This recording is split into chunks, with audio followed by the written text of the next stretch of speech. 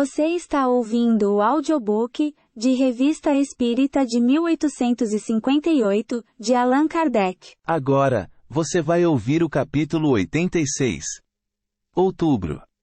Questões de Espiritismo Legal. Retiramos do Courrier do Palais o fato que se segue, publicado pelo Sr. Frederic Thomas, advogado na Corte Imperial, no La Presse de 2 de agosto de 1858.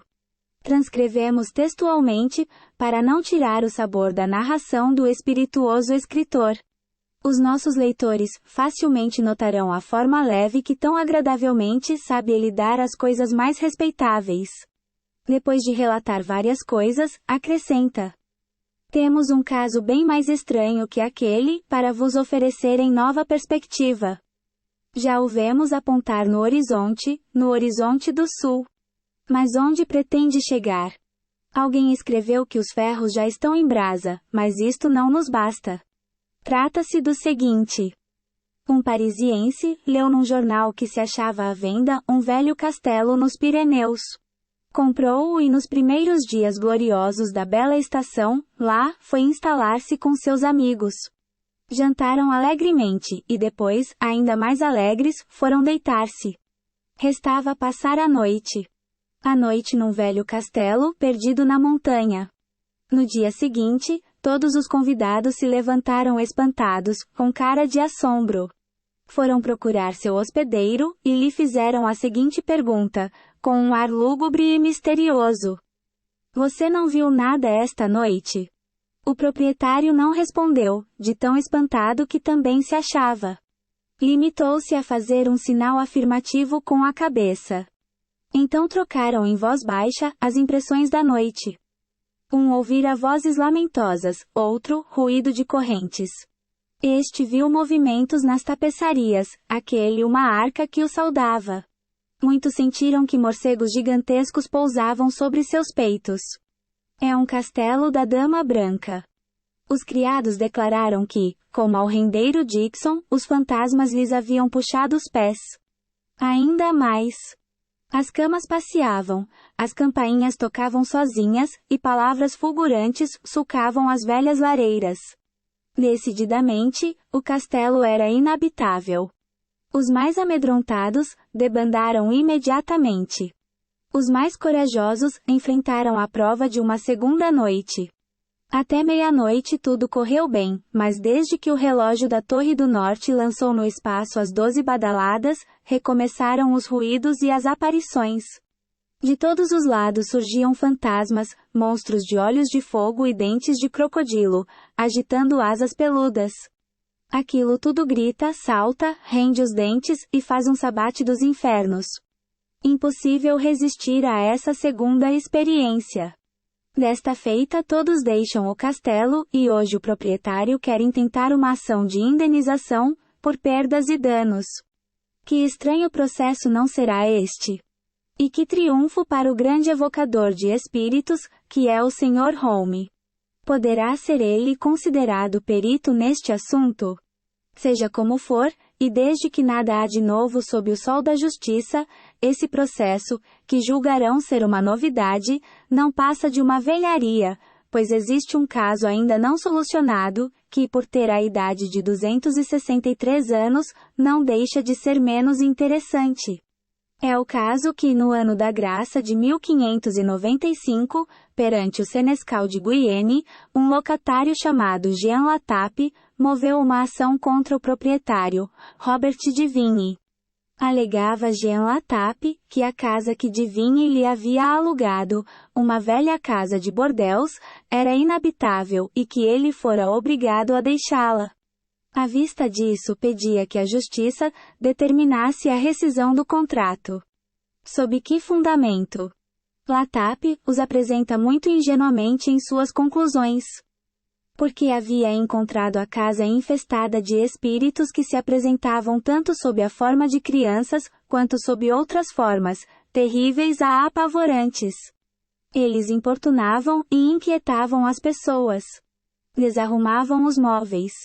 Faziam ruídos e algazarra por todos os lados, e com força e violência, derrubavam do leito aqueles que nele repousavam. O proprietário de Vinhe opôs-se energicamente à rescisão do contrato. Respondi a ele e a Latap: escreveis minha casa injustamente. É provável que tenhais apenas aquilo que mereceis, e em vez de me fazer reproches, deveríeis, ao contrário, agradecer-me, pois que vos faço ganhar o paraíso. Eis como o advogado do proprietário fundamentou esta singular proposição. Se os espíritos vêm atormentar Latap e afligi-lo, com a permissão de Deus, deve ele suportar a justa pena e dizer como São Jerônimo: quid patimur nostris peccatis meremurum, e não atacar o proprietário que é absolutamente inocente. Deveria antes ser grato àquele que assim lhe forneceu a maneira de neste mundo, salvar-se das punições que por seu demérito, o aguardam no outro. Para ser coerente, o advogado deveria ter pedido que Latap pagasse uma certa indenização a Vinhe, por serviços prestados. Um lugar no paraíso não vale o seu peso em ouro. Mas o generoso proprietário contentava-se com a denegação do pedido da ação. Por isso, antes de intentá-la, Latap deveria ter começado a combater e expulsar os espíritos pelos meios que Deus e a natureza nos deram. Por que não usava o loureiro? Exclamava o advogado do proprietário. Por que não usava a arruda ou o sal crepitando nas chamas e nos carvões acesos? Penas de polpa ou uma composição de ervas, a chamada aerolus vetulus. Com ruibarbo. Com vinho branco. Com sais pendurados à porta de entrada. Couro de testa de hiena. Fel de cachorro, que dizem ter uma virtude maravilhosa para expulsar os demônios. Por que não usava a erva mole, que Mercúrio deu a Ulisses, e da qual este se serviu como antídoto contra os encantos de Circe? Ponto. É evidente que o locatário Latap tinha faltado a todos os seus deveres, não atirando sal crepitante às chamas, não fazendo uso do fel de cachorro e de algumas penas de polpa.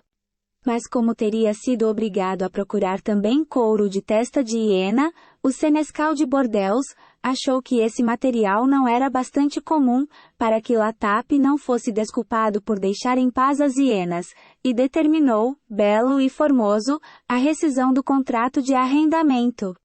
Vedes em tudo isto que nem o proprietário, nem o locatário, nem os juízes põem em dúvida a existência e a algazarra dos espíritos.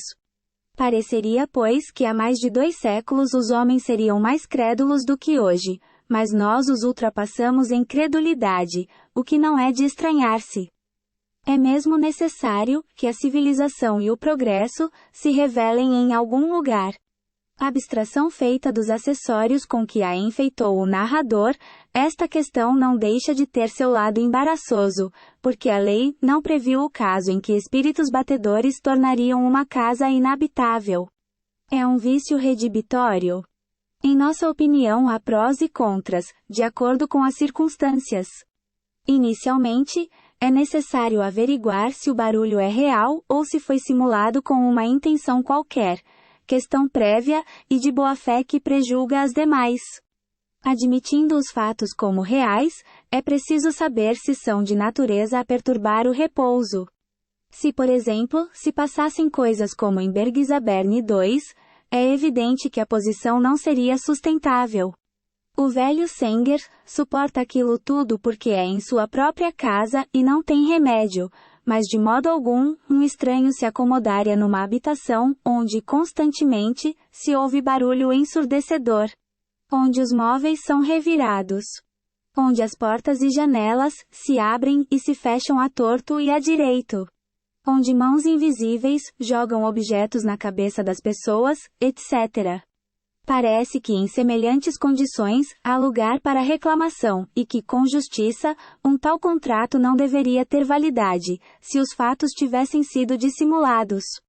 Assim, de modo geral, o processo de 1595 parece ter sido bem julgado, mas resta esclarecer importante questão subsidiária, que só a ciência espírita poderia levantar e resolver.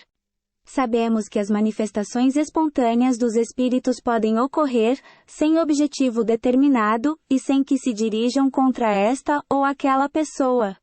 Que efetivamente, há lugares assombrados por espíritos batedores, que parece aí fixaram domicílio, e contra os quais todas as conjurações empregadas são ineficazes. Digamos, entre parênteses, que existem meios eficazes de nos desembaraçarmos deles, mas que tais meios não consistem na intervenção de pessoas conhecidas por produzirem à vontade semelhantes fenômenos, porque os espíritos que se acham às suas ordens são da mesma natureza daqueles que devem ser expulsos. Longe de afastá-los, sua presença apenas poderia atrair outros. Mas também sabemos que numa porção de casos, tais manifestações se dirigem contra certos indivíduos, como em Bergzabern. Os fatos provaram que a família, principalmente a pequena Filipina, era seu objetivo direto, de tal modo que estamos convencidos de que se a família deixasse aquela casa, os novos moradores nada teriam que temer. Aquela gente levaria suas tribulações para seu novo domicílio. A questão a examinar, do ponto de vista legal, é se as manifestações ocorriam antes ou somente depois da entrada do novo proprietário. Neste último caso, seria evidente que este é quem teria levado os espíritos perturbadores, e pois, a ele incumbiria a inteira responsabilidade. Se, ao contrário, as perturbações ocorriam anteriormente e persistem, é que estas prender-se-iam ao local, e assim, a responsabilidade caberia ao vendedor. O advogado do proprietário raciocinava com a primeira hipótese, e seu argumento não era baldo de lógica. Resta saber, se o locatário havia levado consigo esses hóspedes importunos, coisa que o processo não apurou. Quanto ao processo ora pendente, cremos que o meio de fazer boa justiça seria fazer as constatações de que acabamos de falar. Se estas provarem a anterioridade das manifestações, e que o fato foi dissimulado pelo vendedor, estamos diante do caso de um comprador enganado quanto à qualidade do objeto da transação. Ora, manter a venda em semelhantes condições, talvez seja prejudicar o adquirente pela depreciação do imóvel. É, pelo menos, causar-lhe um prejuízo considerável, constrangendo-o a guardar uma coisa de que não pode fazer uso, assim como um cavalo cego, que se houvesse adquirido como são. Seja como for, a causa em lide deve ter consequências graves. Quer seja rescindido o contrato, quer seja mantido por falta de provas suficientes, será reconhecida a existência do fato das manifestações. Rejeitar a propositura, sob a alegação de que se fundamenta em motivos ridículos, é expor-se a receber, mais cedo ou mais tarde, um desmentindo da experiência, como tantas vezes aconteceu com as mais eminentes figuras, por se haverem apressado em negar aquilo que não entendiam. Se nossos pais podem ser censurados por excessiva credulidade, nossos descendentes, sem dúvida, nos reprocharão por havermos pecado pelo excesso contrário. Enquanto esperamos, eis o que se passa aos nossos olhos, e que até chegamos a constatar. Referimo-nos à crônica do La Patrie, de 4 de setembro de 1858. A Rua do Bac está em polvorosa. Lá ainda ocorrem diabruras.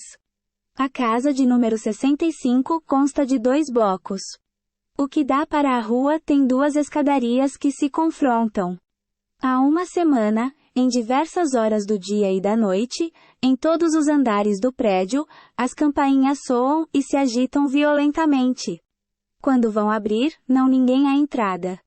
A princípio pensaram que fosse brincadeira, e cada um se pôs a observar, para ver se descobria o seu autor. Um dos inquilinos teve o cuidado de despolir um vidro de sua cozinha, e ficou de atalaia.